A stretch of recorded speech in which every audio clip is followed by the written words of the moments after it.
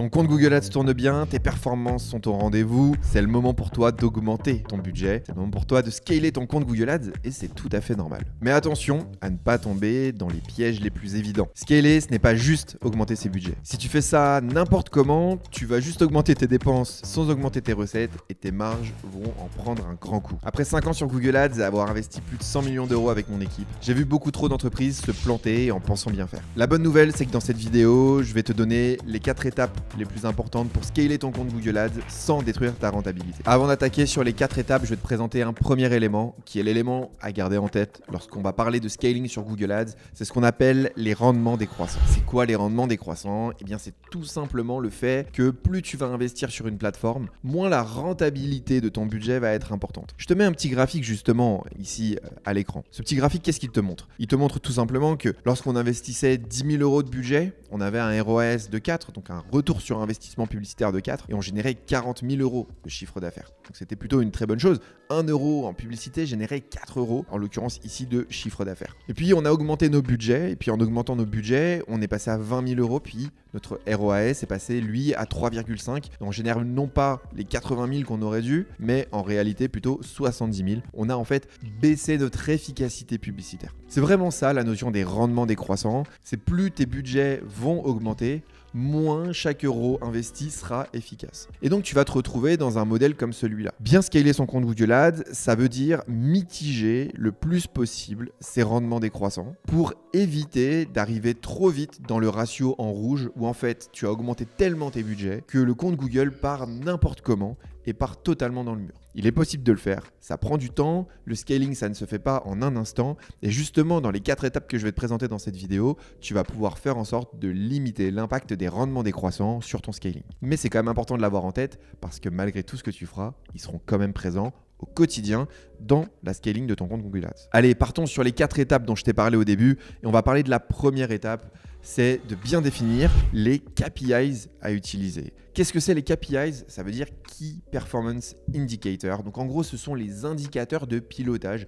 Quels sont les objectifs que tu vas suivre? Pour ça, on va déjà devoir définir si le business qu'on a est un business one-shot ou récurrent. Si tu as un business one-shot, tu vas généralement vouloir piloter tes campagnes avec un ROAS, donc un retour sur investissement. Lorsque tu as un business récurrent, typiquement une marque de cosmétiques qui vend des produits de façon récurrente, par exemple des crèmes pour le visage. Ce genre de marque ne va pas forcément chercher à avoir un retour sur investissement sur le premier achat. Ils vont plutôt chercher, grâce à Google Ads, à générer des nouveaux clients qui vont leur permettre derrière d'avoir des réachats réguliers dans le temps. Par exemple, si tu as une marque de croquettes pour animaux, il y a de grandes chances que tu achètes un premier paquet et puis finalement que tous les mois, tu viennes racheter les croquettes pour ton chat parce qu'en fait, ton chat, il aime beaucoup ces croquettes-là. Mais du coup, en tant que marque, tu as envie de t'assurer d'acquérir une fois le premier client et c'est ça que tu vas vouloir piloter puisque le reste va se faire par tout simplement de la fidélité. Donc déjà, il va bien falloir définir si tu es un business one-shot ou récurrent. La grande majorité des business aujourd'hui en e-commerce sont souvent one-shot, c'est-à-dire qu'on fait vraiment un retour sur investissement le plus rapide possible, mais c'est bien important de le distinguer. Moi, dans l'exemple que je vais prendre de scaling aujourd'hui, ça va être plutôt un focus sur le ROAS, mais évidemment, tu remplaceras ROAS dans tout ce que je vais te dire par nouveaux clients et chiffre d'affaires nouveaux clients ou coût d'acquisition en fonction de ce qui est important pour toi si tu es sur un business récurrent dans les prochaines choses que je vais te dire. Mais voilà, c'est un peu ça l'idée. Et le deuxième indicateur qu'on va prendre en compte, c'est le COS. Peut-être avant de continuer, sur le ROAS, je te mets une vidéo là parce que j'ai fait une explication complète sur comment on calcule son ROAS. D'accord? Donc ça va t'expliquer grâce à un fichier comment on calcule son ROAS. Je te la mets aussi en description cette vidéo pour que tu aies tous les éléments. Pour le COS, c'est pareil. Je t'ai fait une vidéo, je te la mets ici pour que tu puisses aller la voir et je te mets aussi un fichier en description pour pouvoir calculer ton COS. Juste pour rappel, c'est quoi le COS? Le COS, ça veut dire Cost of Sales. Si tu veux, c'est le pourcentage de ton CA hors taxe que tu mets en pub. En gros, si tu fais 100 000 euros de chiffre d'affaires sur le mois, tu décides de mettre 10% de ton chiffre d'affaires hors taxe. Donc là, sur les 100 000, bien, ce serait 10 000 euros et tu mettrais 10 000 euros du coup en budget publicitaire. Et donc le COS, dans ce cas-là, ce serait 10%. D'accord, 10% de 100 000 euros. Ça, c'est le COS. Et là, le truc, c'est que la première étape, ça va être de bien utiliser ces deux outils ensemble. Le ROAS, c'est ton retour sur investissement. Ce retour sur investissement, il va te permettre de piloter la performance réelle de tes campagnes au quotidien dans la plateforme publicitaire. Ça va te permettre de comparer Google Ads avec Google Ads. Tu vas pouvoir comparer ce que fait Google Ads. Est-ce que 1 euro investi sur la plateforme Google a généré X euros de valeur de conversion, de chiffre d'affaires derrière? Le COS, ça va te permettre de dézoomer, ça va te permettre de définir ton budget. Est-ce qu'on est rentable ou non? Pour ça, il va falloir utiliser ces deux outils intelligemment. Parlons du COS dans un premier temps.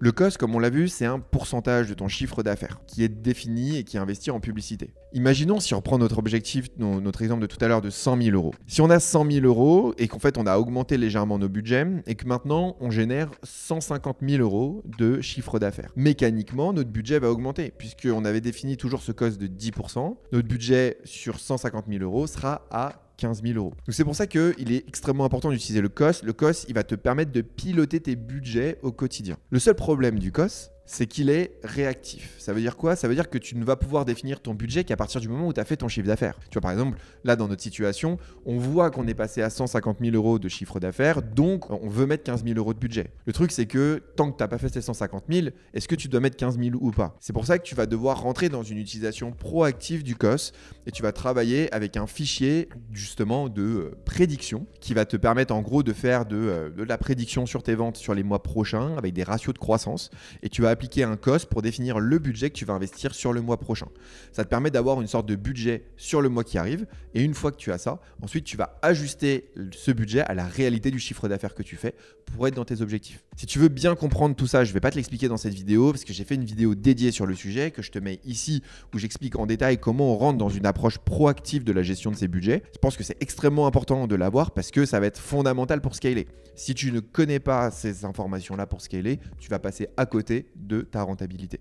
Donc va dans la description, regarde cette vidéo puisqu'elle est extrêmement importante et reprends celle-là après pour pouvoir bien comprendre ces sujets-là. Puis le dernier indicateur, c'est le ROAS. Ce ROAS, il va te permettre de piloter ta performance publicitaire dans la plateforme et en ayant défini tous ces indicateurs, eh bien, tu auras défini la première étape de ton scaling, c'est d'avoir les bons indicateurs, les bons outils pour piloter et qui vont te permettre de scaler ultra sereinement. Franchement, ne néglige pas ce point-là. Je vois beaucoup de sites qui le négligent en mode « Ah non, c'est bon, t'inquiète, vas-y, on va mettre du budget et puis ça va faire du chiffre d'affaires et on verra si on est rentable. » Le problème de faire ça, c'est que tu te retrouves rapidement dans deux situations qui sont très négatives. Première situation possible, c'est que tu dépenses plus que ce que tu as généré. Pourquoi? Tu n'as pas défini ton COS. Tu aurais dû être normalement à 8%, tu es à 12%, mais tu t'en es pas vraiment rendu compte. Et en fait, tu as surdépensé. Donc ta marge, elle a pris un énorme coup de fusil. Donc tu n'as plus d'argent pour continuer à investir derrière. Ça, c'est ultra problématique. Donc, tu es dans une situation de surinvestissement. La deuxième chose qui est extrêmement problématique, c'est quand tu es dans une situation de sous-investissement. Tu t'étais dit que tu voulais investir ces 10% de tout à l'heure, et en fait, tu es à 5% parce que ça surperforme ce que tu as fait. Littéralement, tu viens de perdre 5% de ton investissement, et donc potentiellement des dizaines de milliers, voire de centaines de milliers d'euros de chiffre d'affaires, parce que tu n'as pas suffisamment bien géré tes budgets. Donc, c'est pour ça que c'est super important d'avoir les bons KPIs, et que j'insiste autant sur le début de cette vidéo sur ce sujet-là. Je sais que je suis relou, mais c'est extrêmement important. Bon allez, passons à l'étape 2 parce que c'est une étape qui est aussi extrêmement importante. L'étape 2, c'est la structuration du compte Google. En fait, il faut que tu sois en capacité d'avoir une structure qui va absorber le scaling. Ça veut dire quoi d'absorber son scaling? Ça veut dire que tout à l'heure, tu sais, on a parlé des rendements décroissants. On a dit que plus on va augmenter notre budget, plus notre budget va être mal investi. Tiens, d'ailleurs, j'ai une petite image pour te présenter ça un peu plus en détail. C'est ce système de cible. Ce système de cible, qu'est-ce qu'il explique? En fait, il te montre ici les points bleus sur un système de cible. On va imaginer, on va faire une métaphore, on va imaginer qu'on a une carabine, qu'on est en train de tirer à la carabine et que cette carabine matérialise notre structure. Notre carabine, elle a pour objectif de tirer le plus proche possible du centre. Le centre, c'est notre objectif, c'est l'objectif de rentabilité qu'on s'est fixé. Sauf que ça arrive que la carabine, elle tire plus ou moins proche parce qu'elle est plus ou moins bien réglée. On a deux situations. La situation avec les points bleus, c'est la structure, la manière dont la structure performe avant de scaler. Et les points rouges, c'est après avoir scalé. Dans le cas de gauche, ici, on est dans une situation où on a une mauvaise structure dès le départ et on a scalé. Et là, on est dans le cas où on a une bonne structure pour scaler et on a scalé. En fait, ce qu'il faut comprendre, c'est que dès que je vais tirer avec ma carabine, plus au départ, dans ma structure avant d'augmenter mes budgets, plus cette structure est efficiente, plus elle investit mon argent sur les bons produits, sur les produits les plus rentables, plus elle surperforme, plus demain, lorsque je vais augmenter mes budgets, elle va avoir des effets de bord limités. En fait, il faut bien comprendre qu'une très bonne structure va permettre de scaler avec beaucoup plus de sérénité. Et c'est ce qu'on voit sur cette image. On voit à gauche ici une structure qui était plus ou moins efficace, qui mettait relativement peu de tirs au centre de la cible. Lorsqu'on a augmenté les budgets sur cette structure-là, en fait, on a amplifié les défauts de notre structure. On a commencé à avoir des tirs qui partent extrêmement loin, et là, du coup, notre budget a été fortement gaspillé, notre marge s'est dégradée. Dans la deuxième situation, on avait une structure très efficace. Elle était principalement centrée autour de notre cible, et lorsque l'on a augmenté nos budgets, on a amplifié effectivement les problématiques de notre structure, mais on reste dans une amplification qui est contrôlée, puisqu'il est plutôt centrale par rapport à nos objectifs. Tu vois qu'entre les deux ici, il y a un monde de différence. À gauche, c'est une boîte qui perd de l'argent dans son scaling. À droite, c'est une boîte qui maîtrise son scaling. C'est un point qui est extrêmement important, cette histoire de structure, parce que beaucoup de sites, en gros, ne la comprennent pas. Et en gros, il y a deux types de structures. C'est celle que je t'ai montrée, celle qui accélère le gaspillage de ton argent et celle qui absorbe une montée en charge. Comment on crée une bonne structure? Et ça, c'est un vrai enjeu et c'est l'étape numéro 3 de notre process. L'étape numéro 3, c'est d'investir efficacement sur Google Shopping. Dans notre exemple aujourd'hui, l'idée c'est de scaler un compte Google Ads pour un site e-commerce. Pour investir efficacement dans Google Shopping, on veut s'assurer déjà d'avoir une cohérence avec nos ratios business. Ça veut dire quoi une cohérence avec nos ratios business? Google Shopping, c'est un canal d'acquisition qui est relativement proche de l'achat puisque c'est un canal qui va s'afficher juste après qu'une personne ait fait une requête dans une barre de recherche. Imaginons que je cherche un appareil photo, je vais taper appareil photo, je sais pas moi, Panasonic par exemple, et je vais avoir une sélection d'appareils photo, je vais cliquer sur celui qui me paraît être le mieux en termes de prix et potentiellement je vais l'acheter. Maintenant, si je suis le site d'appareils photo, en fait moi je sais quels sont les appareils photo qui fonctionnent le mieux, quels sont ceux qui marchent le mieux sur la base de pas mal de critères. C'est quoi mes meilleures références produits? C'est quoi mes meilleures catégories de produits? C'est quoi ma meilleure marque d'appareil photo? C'est quoi le meilleur type de produit en termes de performance sur mon site? Quels sont mes meilleurs produits en termes de labellisation personnelle que j'aurais mis en interne? Avec ces 5 critères, je vais pouvoir identifier sur mon business réel quels sont les produits qui sont les plus performants pour moi. Quels sont les produits qui respectent ma loi de Pareto, ce fameux 20-80, c'est 20% de produits qui génèrent 80% de mon chiffre d'affaires. Lorsque j'ai identifié ces références produits, je dois m'assurer que sur Google Ads, ces références produits aient suffisamment de budget. Ça, ce sont des choses que je vois extrêmement souvent. C'est des comptes Google Ads où en fait les top références, par exemple le top 5 des meilleures ventes sur le site, a quasiment pas de budget ou fait partie du top 20 ou la 20e référence celle qui a le plus de budget sur Google Ads. C'est pas logique. Si tu sais que cet appareil photo Panasonic, c'est ta meilleure vente, qu'à lui seul, il pèse quasiment 25% de ton chiffre d'affaires. Il faudrait presque, si on était dans une logique un peu bête et méchante, qu'elle représente 25% de tes investissements, puisque c'est 25% de ton chiffre d'affaires. C'est pour ça que je t'invite à bien faire une analyse business de tes ratios business complets de ton activité. Google Ads est proche de ton business. Les campagnes Google Shopping sont très proches de ton business. Construire une stratégie Google Ads sans prendre en compte ces informations-là, c'est un peu de la folie parce que c'est complètement à côté de la plaque par rapport à ce que tu as en termes de réel data en fait. C'est tes ventes réelles e-commerce. Donc réanalyse tes ventes par référence produit, analyse tes ventes par catégorie produit, par marque, identifie quelles sont les meilleures références produits et fais en sorte que ces produits-là aient suffisamment de budget sur Google Shopping pour pouvoir développer ton activité. Et puis le deuxième sujet sur Google Shopping, c'est qu'une fois que tout ça a été fait, on va vouloir aller valider les ratios d'investissement sur les produits shopping. Est-ce que ce sont les produits les plus profitables ou non? Pour faire ça, on va s'assurer d'avoir au minimum 40% de notre budget qui part dans les produits les plus profitables pour nous et ensuite moins de 30% de notre budget qui part dans les produits coûteux. Ça, c'est un sujet que j'ai déjà traité en long, en large et en travers sur mon blog. Donc, je t'invite à aller dans le blog ici et tu peux aller voir cet article-là sur comment bien gérer sa répartition de produits, notamment dans Performance Max et dans Google Shopping. Et tu verras, en gros, typiquement, c'est ce genre d'analyse qu'on va aller voir. C'est qu'on va aller regarder si on a des produits qui sont profitables ou non. Et on voit par exemple dans cet exemple-là qu'on a un compte qui a dépensé 95 000 € de chiffre de budget Google Ads sur la période. Et dans les 95 000 €, il y a 57 000 € qui ont été investis sur un ROAS à 6,6 alors que leurs objectifs sont à 10. Donc ça, c'est super important de corriger ce point-là, parce que là, on est typiquement dans une situation où en fait, on a une structure qui n'est pas efficiente. On n'est pas dans le cas de notre deuxième structure, de notre carabine qui tire au milieu de la cible. Donc c'est super important d'aller vérifier ça. Donc si tu veux analyser ça, je te mettrai le lien aussi dans la description de cet article, je t'invite à aller lire cet article en détail pour pouvoir l'analyser. Si tu ne sais pas comment analyser ça, tu peux prendre tout simplement rendez-vous avec moi en cliquant sur plan d'action offert ici ou ici pour pouvoir analyser, et on va l'analyser ensemble directement pour pouvoir que tu aies une vision complète. Mais cet article est déjà plutôt complet sur le sujet.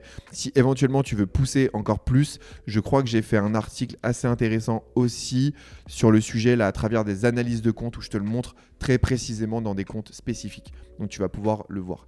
D'ailleurs, pour te montrer à quel point c'est important, quand tu vas dans l'analyse de compte des soldes ici, je te montre à quel point l'impact de cette analyse-là a été monstrueuse sur ce site, puisqu'on génère une augmentation, tu vois, de la catégorie profitable de 10 points, ce qui nous a permis de baisser nos budgets de 40 000 € sur la même période et de garder le même niveau d'investissement. Tu vois, donc ça, typiquement, c'est scaler. C'est-à-dire ne pas dépenser. Parfois, scaler, ça signifie aussi dépenser moins pour le même chiffre d'affaires et augmenter notre rentabilité. Tu vois que notre renta, elle passe de 7,88 à 10,84 dans cette situation. Donc ça, c'est super important. Je t'invite à aller le voir. C'est un article qui s'appelle « Analyse de compte solde ». Il y a une vidéo associée, tu pourras aller le voir. Je te mettrai aussi le lien dans la description. Donc voilà en gros pour ces différents points. Je pense que c'est quand même super intéressant de voir ces sujets d'analyse shopping, pour que tu puisses les regarder vraiment en détail. Si tu apprécies le contenu que tu es en train de regarder, je t'invite tout simplement à t'abonner et à activer toutes les notifications pour être au courant de toutes les prochaines vidéos que je vais sortir. Je prévois du contenu ultra lourd pour les prochains mois. Donc si c'est quelque chose qui t'intéresse, n'hésite pas à t'abonner à la chaîne YouTube. La majorité des gens aujourd'hui ne sont pas abonnés à la chaîne et c'est super dommage. C'est ce qui me motive le plus à te proposer du contenu de qualité au quotidien. Et évidemment, je t'invite aussi à t'abonner à la newsletter. Je partage toutes les semaines les meilleures astuces sur Google Ads pour faire passer ton compte à l'étape supérieure. Et la quatrième étape, c'est Google Search. Et oui, il va falloir prendre sa place sur Google Search. C'est un canal qui est malheureusement laissé de côté par la plupart des e-commerce. C'est pas un canal qui est très sexy, c'est super dommage parce que c'est un canal qui génère quand même pas mal de business. Donc, pourquoi Search c'est intéressant ? Premièrement, Search, c'est un canal qui est intéressant parce que c'est un canal qui est milieu de tunnel. En fait, il faut voir que sur un certain nombre de produits, les gens prennent du temps à acheter. Si je reprends mon exemple au départ de croquettes pour chat, quelqu'un qui cherche à changer l'alimentation de son chat va probablement prendre un petit peu de temps pour trouver la meilleure marque de croquettes pour chat sur le marché. Donc il va s'intéresser à des comparatifs, il va s'intéresser à des vidéos, à des influenceurs, peut-être à des articles de blog, il va peut-être demander d'ailleurs à ChatGPT, etc. Google Search, c'est un canal qui peut venir s'intégrer à cette étape-là de manière assez intéressante puisqu'on va pouvoir venir pousser à notre chercheur d'alternative à ces croquettes peut-être de supermarché, quelque chose d'une alternative plus saine pour son chat, et on va pouvoir lui proposer du contenu adapté. Ça peut être des livres blancs, ça peut être des guides, des articles de blog ou autres qui vont l'aider à avancer dans sa réflexion. Ça, c'est des choses qu'on ne peut pas toucher aujourd'hui avec du shopping, mais qu'on va pouvoir travailler avec du search. C'est pour ça que c'est très intéressant de l'intégrer, d'autant plus dans des parcours longs, des produits chers ou alors dans des produits avec des fortes récurrences. Une fois qu'on a lancé Search, on va vouloir optimiser notre score de qualité. Le score de qualité, c'est un élément extrêmement important. Allez, on va aller voir dans un compte Google Ads justement où est-ce qu'on peut trouver le score de qualité et qu'est-ce qu'il veut dire. Par exemple, on se retrouve dans ce compte Google Ads directement, on est dans une campagne Search. C'est pas une campagne qui a investi beaucoup de budget, on est à 590 € là sur les 30 derniers jours, un petit peu plus 830 € tu vois sur les 30 derniers jours. On va aller voir justement ici sur la gauche dans mots-clés de recherche. Et dans mots-clés de recherche, en gros, on va vouloir analyser, ajouter quelques colonnes. Alors, je ne sais pas pourquoi, parfois, Google me met les colonnes en anglais. Tu vois, il me met en français ici, en anglais ici. En tout cas, tu vas aller chercher les colonnes qui s'appellent Quality Score ou score de qualité, expérience de page de destination, CTR attendu et pertinence de l'annonce. Donc, tu vois, c'est marqué là, pertinence de l'annonce. Ici, c'est CTR attendu. Hop. Et ici, c'est convivialité de la page de destination. Et ça va te donner ton score. Tu classes par coût. Et là, tu as un score sur 10. Le score qui est là, c'est un score qui est extrêmement important puisque Google va te noter par rapport à tes concurrents, par rapport aux mots-clés ciblés, si ton annonce, il la considère comme pertinente par rapport aux mots-clés ciblés. Tu vois que ici, À partir du moment où on est à 7 ou supérieur, on peut considérer qu'on est pertinent aux yeux de Google. Donc tu vois que mes plus grosses dépenses ici sur ce compte, on est clairement pertinent aux yeux de Google. Par contre, ici, on a un ratio de 5. 5, on est un petit peu limite moyen, tu vois, c'est pas terrible, on pourrait faire mieux. Maintenant, la question, c'est comment on peut faire mieux? Bien, ce score de qualité, en fait, il est construit autour de 3 éléments qui sont les 3 éléments qui sont là, donc l'expérience de page de destination, l'expected CTR et le ad relevance. Le ad relevance, c'est le pertinence de l'annonce, c'est le truc le plus simple à faire puisque c'est de respecter les règles d'écriture d'une annonce sur Google. Si tu sais pas comment écrire une très bonne annonce, je te laisse aller regarder dans la description. Je te mets une vidéo ici si ça fonctionne, puisque j'ai déjà mis plein de vidéos dans cette vidéo, mais tu pourras retrouver tout simplement les règles pour écrire une très bonne annonce Google avec les différents biais cognitifs. Donc tu pourras regarder ça ici. Ensuite, tu as l'expérience, le CTR. Donc ça, c'est la comparaison pour le même mot-clé du taux de clic par rapport à tes concurrents. Donc, tu vois que ici, par exemple, nos concurrents, ils sont meilleurs que nous sur le taux de clic à ce niveau-là. Donc c'est pour ça qu'on a une note moyenne. Et puis la landing page, ils considèrent que la landing page, elle n'est pas aussi pertinente qu'elle devrait l'être. Et donc pour le moment, on est moyen dessus. Donc c'est super dommage, il faudrait qu'on réussisse à l'augmenter. Après, je mets un bémol, c'est que ça reste quand même un outil sur lequel, un mot-clé sur lequel on a dépensé en soi que 40 € et qui a un des ROAS les plus élevés aujourd'hui sur le truc. Donc faut pas non plus cracher dans la soupe de ce score de qualité. Si c'est à 5, bon parfois c'est juste un peu moyen, tu vois, j'en ai un certain nombre à 5, j'en ai pas mal à 7 aussi. Donc le score de qualité, il est très important parce que si on ne le maximise pas, on va perdre à nouveau, on va augmenter nos CPC. Google va nous punir de ne pas avoir un bon score de qualité. Du coup, nos coûts vont augmenter. Donc, travailler ces 3 éléments va être fondamental. Donc là, l'idée, ça va être d'optimiser les annonces pour avoir un CTR le plus élevé possible. Bon, évidemment, la première chose à faire, c'est d'utiliser les biais cognitifs, dont tu as mis le lien dans la description. Et puis après, ça va être une optimisation continue sur la data. Donc tout simplement, quand tu iras dans ton back-office de Google Ads, ici, tu verras dans les annonces, ici, tu pourras retrouver tes différentes annonces. Et quand tu cliques sur afficher les détails des composants, juste là, tu pourras retrouver les composants que Google a préféré pousser directement ici, avec le nombre d'impressions, le type de composants, etc. Donc, tu verras quels sont ceux que Google pousse le plus. Et si tu veux voir les combinaisons qui sont le plus mises en avant par Google, tu peux cliquer sur combinaison et ici, il va te mettre les éléments qui ont le plus d'impressions. Moi, mon annonce, elle a fait en soi que 2670 impressions pour le moment, puisqu'elle est extrêmement ciblée d'un point de vue géographique. Donc, les statistiques sont plus ou moins fiables. Mais par contre, c'est super intéressant quand tu commences à avoir des plus gros volumes de pouvoir investir un peu de temps sur cette partie-là. Le dernier élément sur Search, enfin les autres éléments sur Search, c'est d'avoir les bons ratios pour pouvoir piloter Search. En fait, ce qui est important de comprendre, c'est que dans Google Ads, Search sera toujours dévalorisé par rapport à Performance Max ou à Shopping dans la remontée de données. En fait, Search, vu qu'il agit, on a vu que c'était intéressant pour le milieu de tunnel, c'est rarement l'outil qui va permettre de faire la conversion finale. La conversion finale, elle se fera souvent sur Shopping. Ce qui fait que le ROAS de Search, il est souvent moyen. Et on n'a pas forcément envie de beaucoup investir sur Search parce qu'on se dit, il n'y a pas la renta qu'il faut, tu vois. Alors qu'en réalité, c'est un super canal qui fait découvrir le site. C'est pour ça qu'il est intéressant de changer l'indicateur qu'on va utiliser pour piloter Search. Et on va utiliser plutôt un outil qui s'appelle maximiser le ratio. En gros, c'est 1 € par impression. Donc en gros, tu vas prendre le chiffre d'affaires que a généré Search. Donc par exemple, tu vas là, tu vas dans ton groupe de performance par exemple, tu vas dans colonne ici, puis tu vas aller dans colonne personnalisée. Et ici, tu vois dans toutes les colonnes, dans custom colonne, il m'a mis tout en anglais encore. Nous, on a un petit truc qui s'appelle euros par impression. Donc si je te montre à quoi ça ressemble si on le modifie, euros par impression. En fait, c'est une petite formule où on prend la valeur de conversion by conf time, donc par date de conversion, et on la divise par les impressions. Et ça nous donne un ratio qui est très intéressant, qui nous permet de comparer en gros les campagnes entre elles. Tu vois que par exemple ici, cette campagne-là, elle a un euro par impression qui est relativement faible par rapport à celle-là, qui est 3 fois inférieure. Là, on génère peut-être pas assez de revenus comparé à celle-là. Ce qui est important, c'est vraiment quel est le revenu auquel Search va participer. Et c'est ça qu'il va falloir que tu compares. Tu vas le comparer ensemble avec d'autres éléments de tes autres campagnes Search et par rapport à tes autres performances. Donc ça dépend un petit peu. Et puis, l'autre élément qui est super intéressant avec Search, c'est que tu vas pouvoir pousser des nouvelles approches. Tu vas pouvoir, par exemple, promouvoir des articles de blog. Tu vas pouvoir promouvoir des vidéos, promouvoir des pages spécifiques sur ton site, ton histoire, etc. sur la base de requêtes ultra spécifiques.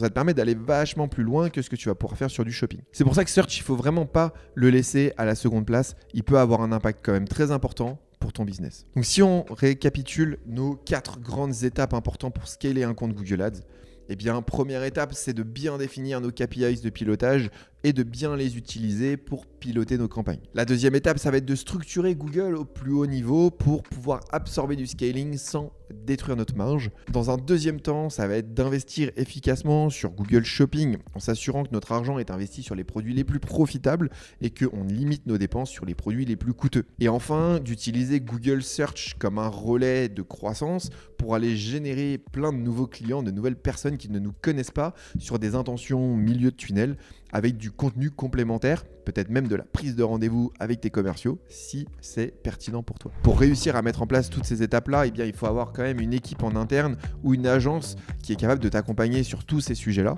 Nous, c'est ce qu'on fait pour nos clients chez Seos. On accompagne nos clients à scaler et à améliorer leur performance. Et en général, le meilleur moyen de savoir si c'est la bonne étape et le bon moment pour toi pour scaler, je t'invite tout simplement pour ça à prendre un rendez-vous avec moi, avec le lien qui est dans la description. On pourra faire un audit complet de ta situation actuelle. À partir du moment où tu dépenses plus de 10 000 € par mois sur Google Ads, on aura déjà une idée très concrète de comment on peut scaler sur ton compte Google. Regarde sous cette description ou autour de cette vidéo, il doit y avoir un bouton pour obtenir ton plan d'action gratuit. Et puis moi, je te donne rendez-vous dans une prochaine vidéo. Ciao!